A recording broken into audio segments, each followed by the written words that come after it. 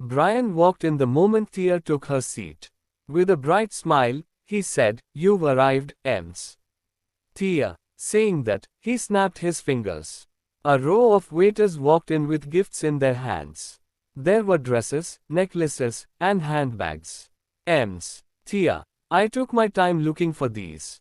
Thea frowned. Brian had been very friendly to her every time they met.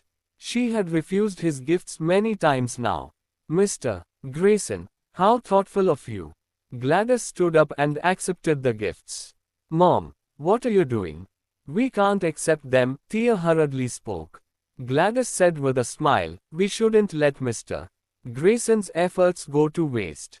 "Indeed," Brian said, "these aren't worth much anyway." "I'll accept them on behalf of Thea," Gladys said with a bright smile. She had accepted so many gifts that her arms had gotten tired. After presenting the gifts, Brian made his way out. Soon, the food was served. Ads by Pub Future. James did not join in the conversation. Instead, he was busy eating. Seeing how he gobbled up his food, Thea frowned and looked at Xavier apologetically. "Mr. Watson, I'm sorry you have to see this." "It's nothing." Xavier stood up immediately and said, "Actually, I have something to tell you." "Accept it." Before he could finish his words, Gladys stood up and looked at Xavier with satisfaction. "I'm satisfied with you being my son-in-law. Thea can divorce James anytime and marry you instead." "Mom." Thea shot her a look of resentment. How would Xavier dare marry Thea now that he knew of her identity? He had no right to enjoy such a beautiful woman. Only someone such as the Black Dragon was worthy of her. "Gladys, you're mistaken." Worried James might be enraged, Xavier hurriedly explained, "I was going to say that I'm unworthy of Thea." "Huh?" Gladys froze. David was stunned. Gladys stared at Xavier in disbelief. Even Thea was dumbfounded. As a woman, it was only natural to secretly rejoice in being pursued by men. So, what was Xavier trying to say when he spoke those words? At that moment, everyone fixed their gaze on Xavier. Looking at James, who was gobbling up his food, Xavier explained, "Thea's beauty and glamour are unrivaled. I'm not worthy of her. Only James is." Upon hearing this, Thea glanced at James and could not help but curl her lips. Gladys recovered from her shock and smiled. "You must be kidding, Mr. Xavier. Putting your family aside, I heard you've raked in billions of dollars overseas in just a few years. If you aren't worthy of Thea, how would a useless piece of garbage like James be worthy of her?" "I speak the truth. I'm unworthy. Ems." "Thea, sorry for the intrusion back then. Please don't take it to heart." Xavier bowed deeply. His actions puzzled the Callahans. Meanwhile, Thea glanced at James. He had remained silent the entire conversation. Thea murmured in her heart, could it be that the mysterious Mr. Caden went to find Xavier after knowing he sent gifts to my house? She believed that was what happened. Otherwise, why would Xavier change his mind and even begin showing her respect in just a day? He was showing her respect because of the mysterious Mr. Caden. Thinking about the mysterious Mr. Caden, her heart skipped a beat. Though he had a crush on her, he remained silent after knowing she was married. He even secretly dealt with Xavier and tried matchmaking her and James. James, on the other hand, was petty. He did not trust her and even trailed her. Thinking about this, Thea felt more and more disheartened. Thea glanced at Xavier with a puzzled look and asked, "Mr. Xavier, did Mr. Caden meet you in private?" "Huh?" Xavier froze and looked at Thea. Could it be that Thea was still unaware of James' identity? Who was this Mr. Caden that she was speaking of? Was it James? After being momentarily stunned, he nodded. I guess you can say that." Phew. Thea took a deep breath. As expected, it was Mr. Caden who helped her out in secret. What had she done to deserve this? "I'm sorry for intruding, Thea. I know I'm unworthy. I swear I'll never bother you again." Saying that, he looked at James. Seeing that James was still gobbling up his food, he said nothing. After bowing, he turned to leave. The Callahans were dumbfounded. Gladys only managed to recollect her senses after Xavier had left. It's the mysterious Mr. Caden again. Who exactly is he? Why is Xavier afraid of him? Puzzled, she glanced at Thea. Thea, who's the mysterious Mr. Caden? Adds by Pub Future. I don't know. Come on, let's dig in. The food's getting cold already. As Thea had not had lunch, she was hungry. Seeing the exquisite dishes on the table, she licked her lips. After dinner, they went home. Since it did not work out with Mr. Watson, Gladys shifted her target to the mysterious Mr. Caden. After reaching home, she pulled Thea aside and interrogated her on the matter. Thea remained silent. She did not want to waste her breath with her family, so she went straight back into her room. In her room, James had already taken out the mattress and was lying on the floor. Thea walked in. He stood up immediately with a bright smile. Honey, Thea answered. She sat on the bed and looked at James. James, you can't just keep staying at home. Go and find a job. I don't care how much you earn as long as you have a job and are not squandering your time. I don't want outsiders gossiping about us anymore. After 10 long years, Thea had had enough. She had been plagued by gossip and rumors. Even though she was now successful, she still could not lift her head high because of James. She had thought she would not mind. She had thought she could financially support James. In truth, she felt unpleasant hearing the gossip. She wanted James to have a job of his own so the rumors would stop. Work. James frowned. He was not in the mood to work. For 10 years, he had been on the battlefield fighting his enemies day in and day out. Now that he finally had his peace, why would he go to work? However, he did not want to embarrass Thea any longer.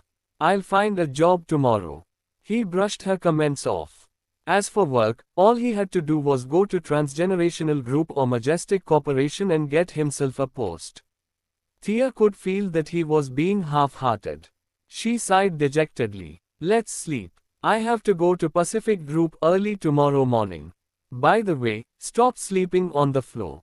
Get on the bed. For the whole day, Thea had been absent-minded. She reflected. She felt she was partly at fault too.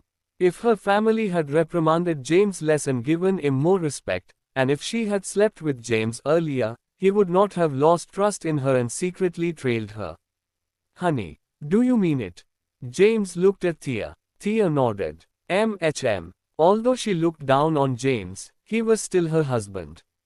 Besides, it was only because of James' money did she manage to take over Pacific Group.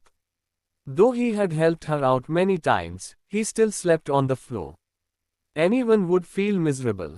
James put away the mattress and got on the bed. Thea moved aside and vacated a spot for him. James lied beside her. He could smell her alluring fragrance. It greatly stimulated him, and he had butterflies in his stomach. He rolled over. Thea had her back to him. She was wearing a nightgown. However, it was a slip dress. Her fair skin was fully exposed. James asked, tentatively, Honey, do you secretly think I'm not worthy of you? Thea rolled over. Their gazes met. Nonsense. I've never looked down on you. James continued, do you believe deep down that only someone like the mysterious Mr. Caden is worthy of you? Seeing that he had seen through her, Thea panicked a little. She hurriedly explained, no such thing. Since I've married you, I'm your wife. As long as you don't betray me, I'll never divorce you. Hearing this, James was touched. He could not restrain the urge to kiss her. Their lips grazed. Thea struggled a little. However, James did not loosen his grip. In just a few short seconds, Thea's cheeks reddened. She reprimanded him. Are you tired of living? Ads by Pub Future. James licked his lips and smiled. I love you, honey. Thea blushed and rolled over. James did not do anything out of bounds.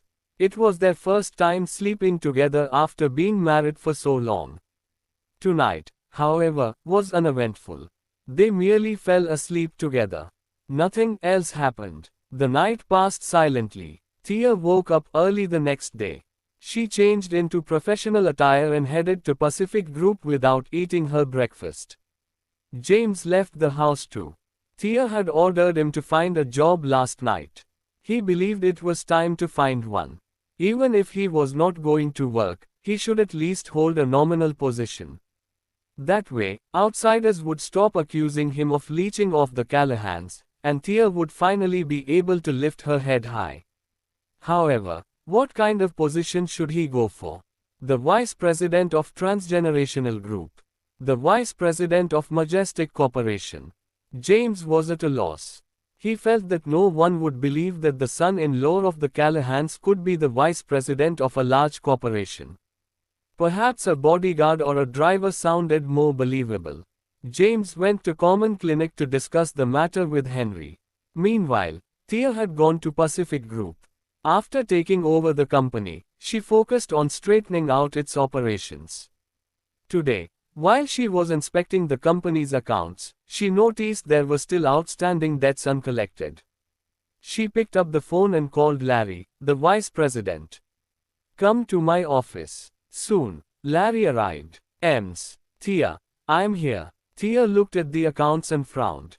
"Larry, why are there still $30 million worth of debt uncollected?" Upon hearing this, Larry winced. "Thea, the company that owes us is Purity Pharmaceuticals. We've been their main supplier for the first half of the year. After receiving our supplies, however, they told us something was wrong with our products, and they refused to pay us. We went to the government seeking help but to no avail. After all, Purity Pharmaceuticals is a powerful and influential organization." Upon hearing this, Thea frowned. Larry continued, "We hired a lawyer to prosecute them in court, but we lost. Ever since then, our factory operations have been attacked by unknown persons. Because of that, no corporations would purchase from us. Without the $30 million, Pacific Group had a liquidity crunch and was almost bankrupt. All right now, I understand. You may leave." "Yes, Thea." Larry turned to leave the office. With a pen in her hand, Thea spun it on the tips of her fingers. The $30 million was hard-earned money by Pacific Group. Though Purity Pharmaceuticals refused to pay, she was still going to get the money back. At that moment, Thea thought about the mysterious Mr. Caden. It should not be difficult for him to come forward and get back the money owed. Immediately, she shook her head. "Thea Callahan, you have to stop depending on others. Even if you were the one who saved his life, he's helped you out plenty of times now. You shouldn't bother him anymore." Thea decided to go to Purity Pharmaceuticals personally. She would find the person in charge and demand the payment of $30 million. After realizing that the company had $30 million of debt still uncollected, Thea immediately found the relevant documents and scrutinized them. First, she looked through the order agreement between Pacific Group and Purity Pharmaceuticals. It was stated in the agreement that payment would be made with each delivery of goods and would only stop when 50% of the total payment had been made. The remaining 50% payment would only be made after the rest of the goods were delivered and had undergone inspection. Pacific Group had been making the orders of Purity Pharmaceuticals for the first half of the year. However, after all the goods had been delivered, Purity Pharmaceuticals refused to pay the remaining 50%, claiming something was wrong with the quality of the products. As such, Pacific Group initiated proceedings against Purity Pharmaceuticals. However, Purity Pharmaceuticals was a large corporation and had an established legal team. In court, they presented relevant evidence on the substandard quality of the medicine supplied. Pacific Group lost the case and slid into a crisis. After reading the relevant documents, Thea frowned.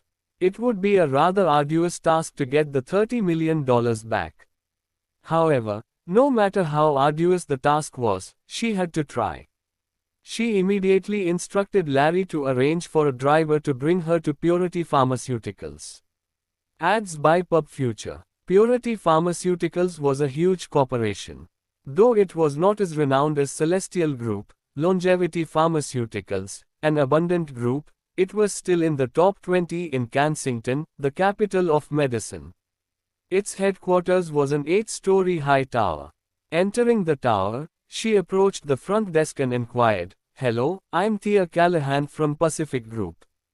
I would like to see your person in charge of business-related matters." The receptionist glanced at Thea. As someone living in Kensington, how could she not have heard of the name Thea Callahan? Rumors were on the street, and they were juicy. "Thea Callahan, aren't you the chairman of Eternality Group? Why are you here on behalf of Pacific Group? Don't you have good connections with the bigwigs of Celestial Group, Longevity Pharmaceuticals, and the others? So, why have you come here? We don't have orders for you." Though Celestial Group and Longevity Pharmaceuticals granted Thea a favor, the opposite was true for Purity Pharmaceuticals. Even the receptionist looked down on her. She believed Thea was just fortunate to have saved Acaden 10 years ago. It was nothing to be proud of. Thea said patiently, "Could you inform the person in charge of my arrival? We have plenty of persons in charge here, so I don't know who you're referring to. Is it the department manager or the general manager? Perhaps the executive director? Or could it be the chairman himself?" The receptionist looked at Thea disinterestedly. "What right do you have to see our person in charge whenever you feel like it? I'd like to meet your executive director, Mr. Walter Kaffenberger. You have an appointment." "No. Then, I'm sorry. No appointment, no meeting, I'm afraid. Please leave." Although the receptionist looked down on Thea, she knew she was acquainted with many bigwigs. Therefore, she did not make things difficult for her but instead drove her out quickly. Disappointed, Thea left. The moment she left, someone walked in. It was a 30-year-old man in a black suit with sleek hair. 4 muscular bodyguards in suits and ties wearing sunglasses followed close behind. "Mr. Kaffenberger." The receptionist immediately came forward and said respectfully, "Thea Callahan was just here looking for you." She said. "She came on behalf of Pacific Group. I drove her away as I was sure she came for the incident behind the court case." "Oh, Thea Callahan from Pacific Group." Walter stopped in his tracks. The receptionist pointed at Thea, who was still at the gates. "She's not out of the gates yet." "All right, got it." Walter lightly waved and walked toward Thea. "Are you Thea Callahan?" Hearing that, Thea turned and noticed a somewhat handsome 30-year-old man approaching her. She nodded, "Yes, I'm Thea, and you are?" Walter held his hand out. "Hello, Ms. Thea. I'm Walter Kaffenberger, the executive director of Purity Pharmaceuticals." "Ah, you're Mr. Kaffenberger." Delighted, Thea immediately shook his hand. However, Walter clasped her hand and did not loosen his grip. Thea hurriedly retracted her hand. Walter scrutinized her. She was indeed a glamorous and elegant woman. As expected of the #1 beauty in all of Kensington. He heard she had connections with plenty of bigwigs. However, he was undaunted. "Ms. Thea, I heard you're here on behalf of Pacific Group." He scanned from her head to her toe with a satisfied look. "Yes, I'm now the chairman of Pacific Group. As there were some disputes between Pacific Group and your company, I believe we should have a talk to straighten things out." "I see. Let's go to my office, then." Walter made a welcoming gesture. Thea did not turn down his offer. She followed behind Walter and headed toward the executive director's office. Ads by Pub Future. Thea took a seat on a sofa in the office. Meanwhile, Walter was seated opposite her, brazenly checking her out. Watching her breasts under her white blouse bursting to get out, he gulped. "Ms. Thea, what are you here for today?" Walter had a mischievous look on his face. Thea spoke, "Mr. Kaffenberger, we at Pacific Group have always been strict with the quality of our products. As such, there have been no blunders in the past decades. Now, however, your company has refused to pay the $30 million final payment by claiming that our products are defective. Walter lightly waved and interrupted her. We've hired an authoritative body to conduct appraisal work, and it's evident something was wrong with your medical supplies. We've been very forgiving. As we've been partners for quite some time, we chose not to pursue matters any further. Thea was here to demand payment. However, Walter made no mention of it and even emphasized the fact that they chose not to hold them accountable. His words prevented Thea from pursuing matters any further. Mr. Kaffenberger. Walter lifted his hand once more and interrupted her. Thea, the court has given its final verdict on this matter. If you find the outcome unsatisfactory, feel free to appeal to a higher court. No more of this today. Let's talk money. Is Pacific Group's cash flow running dry recently? If so, I can lend you money personally. 10 million, or maybe hundreds of millions. Anything for you, Mr. Kaffenberger. Is there really no way around this? What? Do you not understand my words? Walter's face darkened, and he said coldly, I told you to stop bringing this up. In that case, we'll meet in court. Thea stood up to leave. As she opened the office's door, 4 bodyguards stood in her way. She turned and looked at Walter, who was sitting on the sofa, crossing his legs. Her face darkened, and she scowled. Mr. Kaffenberger, what's the meaning of this? Meaning? Walter laughed. Thea, did you not do your research before coming here? You may enter as you please. However, don't think about leaving so easily. I'm not afraid of Alex Yates, just so you know. At that moment, Thea sensed danger. Come here and serve me well. I promise I'll give you $30 million after our session. How's that for a deal? Walter scrutinized Thea. The more he looked at her, the more attractive she seemed. Her figure and her features were just perfection. Walter, I'll pretend this conversation never happened. Saying that, she turned toward the bodyguard blocking her way and bellowed, out of my way.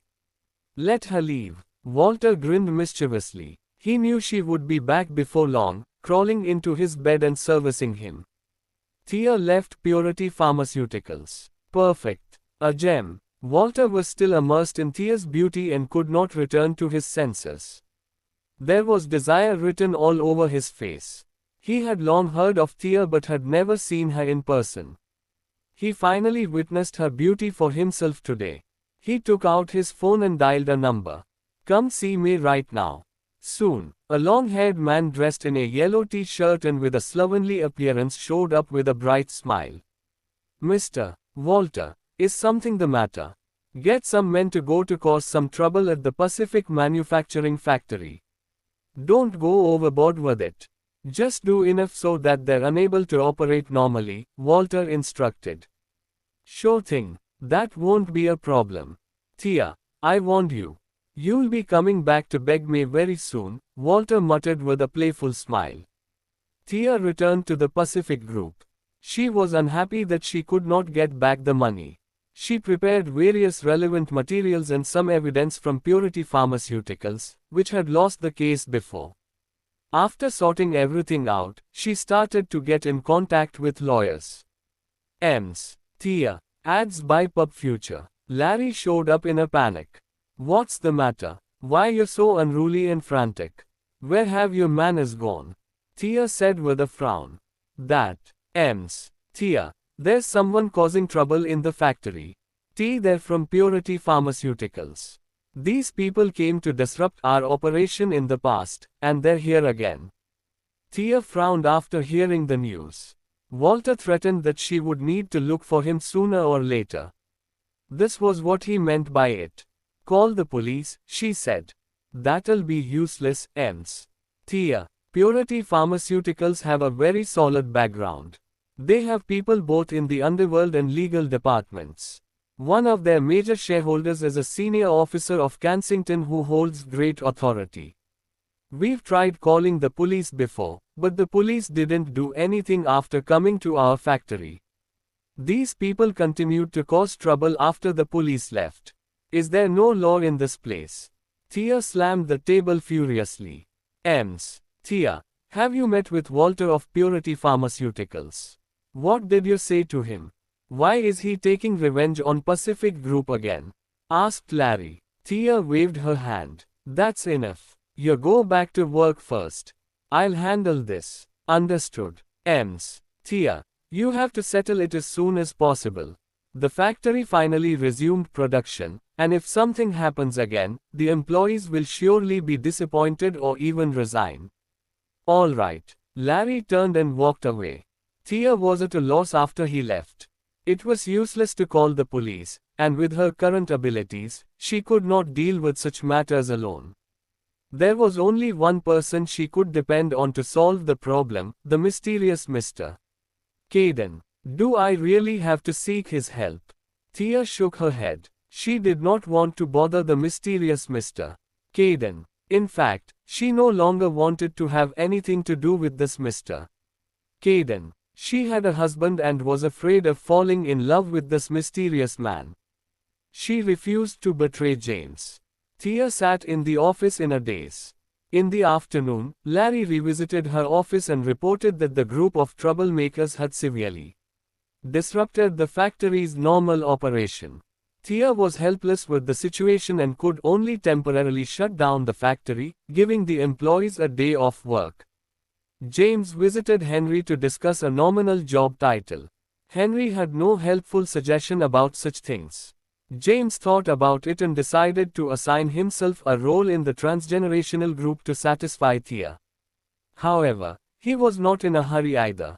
He went back after staying at Henry's place for the whole morning. In the afternoon, he stayed at home.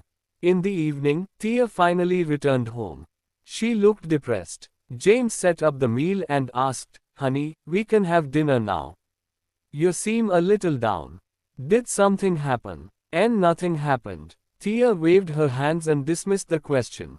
It was not that she did not want to share her troubles, but it was useless to tell James about these things as it would only add to his problems. Gladys sensed that there was something off about Thea. "Thea, what's the matter? Why you frowning?" she asked out of concern. "I'm all right, Mom. All right. It's written all over your face. Something happened at the company. Purity Pharmaceuticals owes the Pacific Group $30 million for some goods. I went to Purity Pharmaceuticals today and..."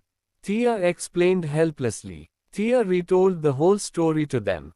"TSK. I never expected Purity Pharmaceuticals to have such a powerful background with both people from the underworld and law. Not only did I not get back the money, but I even got us in trouble. Go get help from Mr. Caden. He's very influential, so it should be easy for him to solve the problem for you," Gladys said out of the blue. I'll consider it." Thea ate in a rush and went back to rest in the room. She was exhausted and did not feel like thinking about these problems for the time being. Meanwhile, James secretly took note of the situation. After eating, he cleaned up the mess, collected the dirty dishes, and washed them. It took him more than half an hour to finish tidying up the kitchen. Then, he walked out with a garbage bag. "Mom, I'm going to take out the trash." "Thea, I'm going to take out the trash," James informed them, but no one answered him. Ads by Pub Future. He was used to it and simply left with the trash. After going out and throwing away the trash, James took out his phone and called Henry. "Do you need something, James?" James had a gloomy expression and said coldly, "Call Jake and tell him to lend me 1,000 of his men." Henry was lying on a mat on the floor while Whitney occupied his bed. He immediately got up and asked, "What's the matter? What happened?" "It isn't a big deal. Get 1,000 people and 300 excavators to raise Purity Pharmaceuticals factory. Come pick me up. I need to visit Purity Pharmaceuticals." "All right." Henry hung up the call and immediately phoned Jake. "Jake, arrange for 1,000 men and 300 excavators to raise Purity Pharmaceuticals factory. Try not to hurt anyone in the process. The Blight King will take care of the aftermath if anything happens." Whitney, who was sitting on the bed playing with her phone, was suddenly intrigued when she overheard the Blight King. She got up suddenly and asked excitedly, "Did something happen, Henry?" At this moment, Whitney was no longer wearing heavy makeup and was completely barefaced. She looked decent with her fair complexion and a bit of baby fat on her face. She wore a short denim skirt paired with a white t-shirt with a cartoon pattern on the chest. "Don't worry, and just stay in the clinic," Henry glanced at her and replied. "Hey, Henry, wait for me." Whitney hurriedly got up and shouted while trying to put on her shoes. Henry had already gone far, so she chased after him without wearing them. Inside the car, Henry frowned and said, "Don't mess around. I'm going to settle some business." I'm not messing around. I'm also settling some business. I'm proficient in karate, taekwondo, Krav Maga, Tai Chi, Jeet Kune Do and Muay Thai. I'm a very experienced fighter and won't hold your back. Henry was stressed out. How unfortunate of him to hit this troublesome woman. Whitney refused to get down, and Henry was left with no choice. He warned her, "I'm reminding you that the person that came in the morning isn't someone you want to get into trouble with. Don't spout nonsense when we meet. James, I know he has a good temper and he's easier to get along with compared to you." Henry shook his head helplessly and drove to pick up James. James waited on the roadside for about half an hour before Henry showed up. He opened the passenger door and frowned when he saw Whitney sitting inside. Henry explained, "She insisted on coming. I had no choice, James." "Ho, ha." Whitney squeezed her fist and gestured a few martial art moves. Then, she said, "I've learned martial arts before, and I won't embarrass you, James. That's enough. Go sit in the back." He grabbed Whitney and pulled her out of the seat.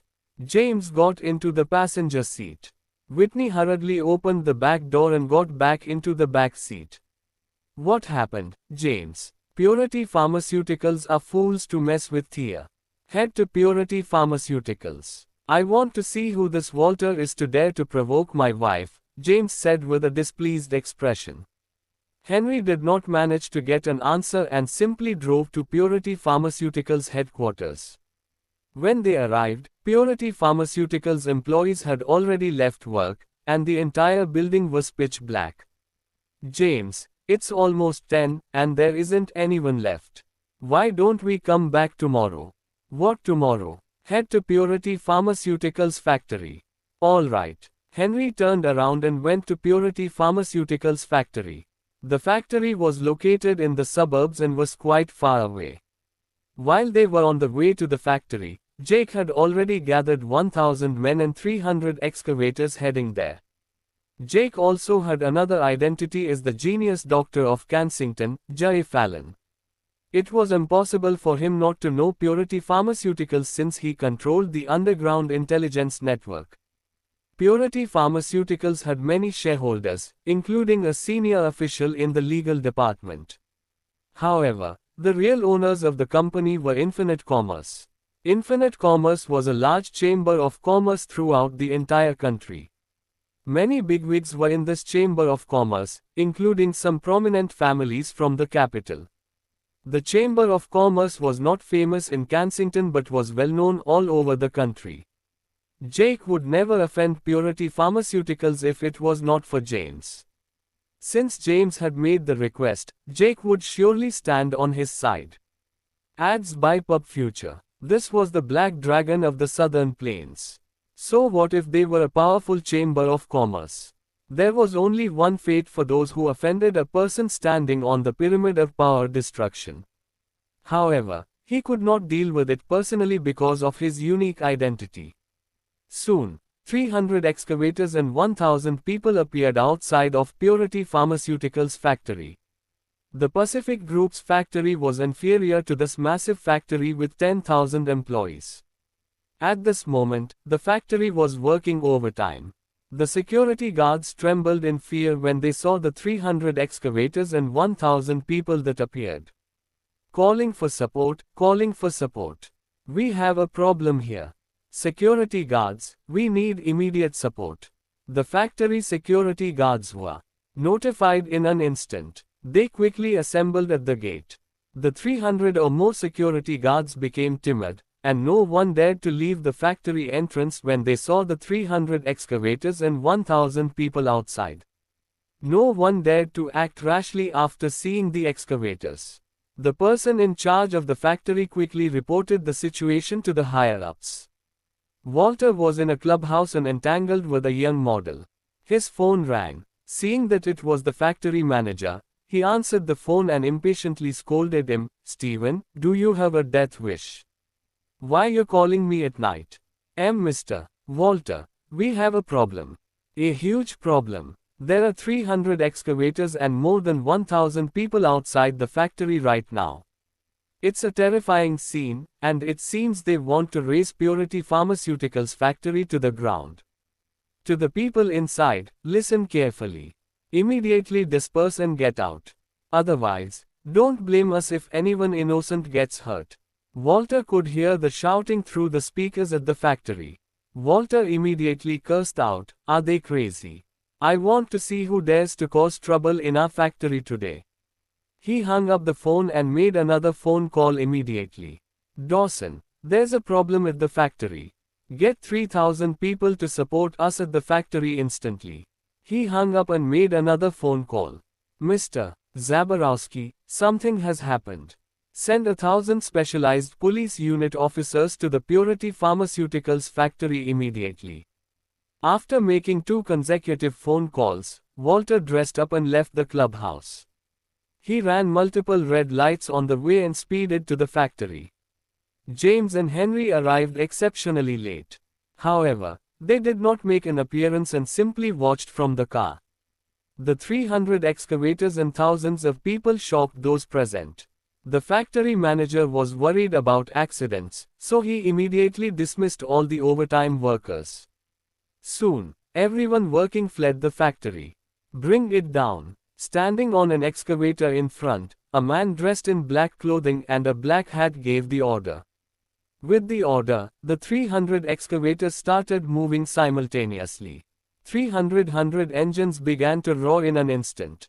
Buzz. The sound was deafening like an earthquake, and even the ground trembled slightly. Suddenly, a car quickly approached, and a middle-aged chubby man got out of the vehicle. He stood before the excavator and shouted, "How dare you!" The man was Peter Dawson, more commonly known as Dawson. He was one of the most prominent gangsters in the criminal world of Kensington. Following Dawson's appearance, 3,000 men dressed in black and holding iron rods appeared. They instantly surrounded the 300 excavators and 1,000 people. Seeing that Dawson arrived with some men, Henry asked, "What should we do now, James?" James waved his hand and said, "Don't worry. We'll wait for Walter to arrive first. That man has a death wish for being interested in my wife and causing her trouble at the factory." Factory gate. Dawson glanced at the man dressed in black standing on the first excavator and said coldly, "Eric, what is the meaning of this? Don't you know that I've got shares in Purity Pharmaceuticals?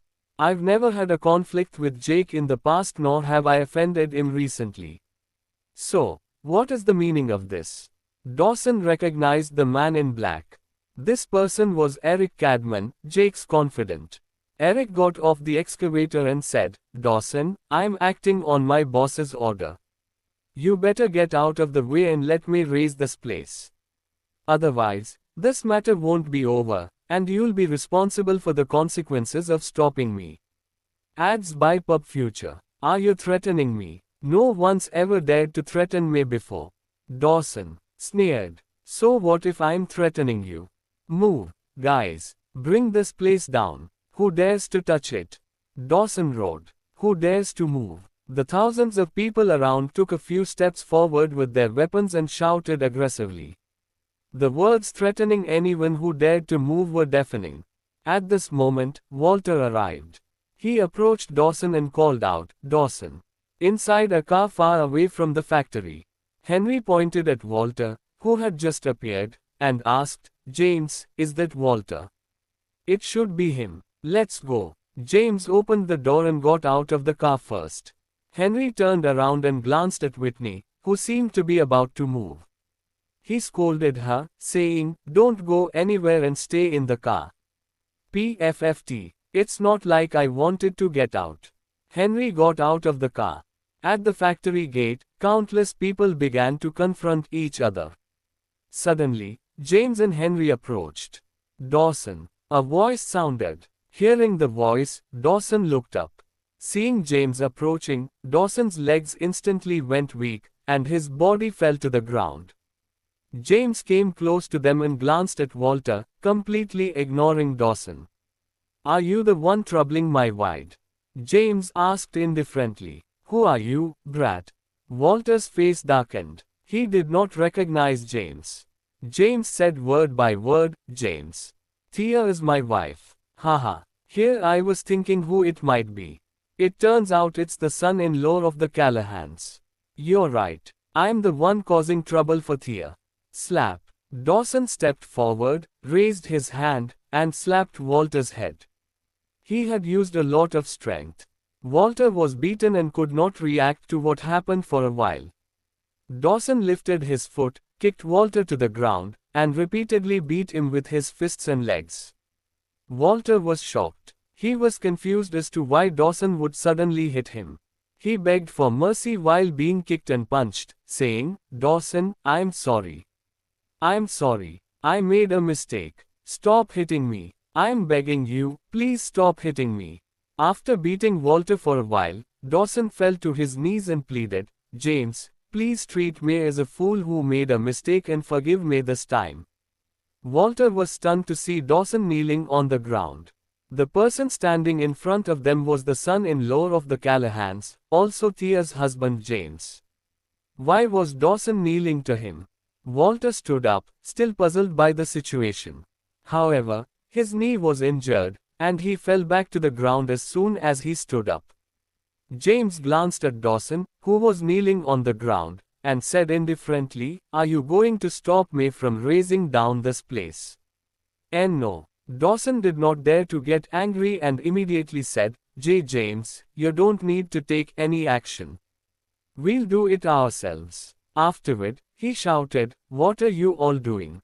Hurry up and bring down the factory." The 3,000 men did not dare to disobey.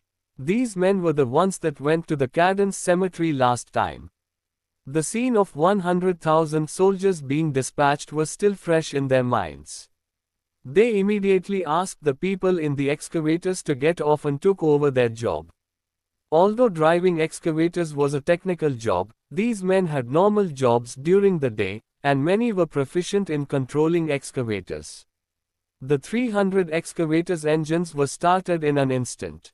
Ads by Pub Future. Rumble. The factory gate was crushed down. Boom. The factory's front side was destroyed instantly, and dust spread throughout the air. Walter was stunned by the scene. Dawson had shares in the factory but personally ordered it to be taken down. What background did this James have to have made Dawson so terrified? The anger in James' heart slowly dissipated as he watched the factory collapse. As he glanced at Walter, who was sitting on the ground and unable to get up, James said, "Bring the arrears to the Pacific Group and apologize to my wife while kneeling. Otherwise, it won't just be the mere factory but the whole of Purity Pharmaceuticals headquarters." James turned toward Eric and instructed, "I'll head back first. You supervise the process and leave when the whole factory is crumbled to the ground." "Understood." Eric nodded respectfully. "Let's go, Henry." "All right." Henry nodded. The two returned to the car again. Whitney watched the scene unfold from the car. Her mouth was wide open in shock after seeing what happened at the factory entrance and the factory's collapse. Henry drove James back home. After James left, Walter finally asked, "D. Dawson, what just happened?" How could you? FCK. I almost died because of you." "Just do as James asked. Go apologize tomorrow, and don't speak of what happened today to anyone. Announce to the public that the factory was too old, so it had to be brought down and rebuilt." Dawson kicked Walter and scolded him. Walter was shocked. How does a live-in son-in-law have such a significant influence? However, Dawson did not dare to inquire any further and kept it to himself. It was almost midnight when James returned home. The whole family was already asleep. He took out his phone and called Thea because he did not have keys. Thea was both physically and mentally exhausted. She fell asleep while lying on the bed. She picked up her phone when it rang and was unhappy seeing that it was her husband calling. She answered the phone and scolded, "You are outrageous, James. Look at the time right now. Darling, I got delayed because I had something to do. Come open the door for me. I promise not to come home late again." Thea directly hung up the phone. Soon, the door opened. Thea stood at the door wearing a set of thin pajamas, and her pretty face was full of anger. She scolded him, saying, "Look at the time now. Darling, I really had to settle some things. HMPH. There better be no next time." Thea snorted, turned around, and left. James followed after her into the room and closed the door. He immediately went to take a shower. Thea had already fallen asleep by the time he finished washing up. However, there was some space left on the bed for him. James' heart felt warm, and he climbed into the bed. The night passed silently. Thea got up early in the morning and headed to the Pacific Group.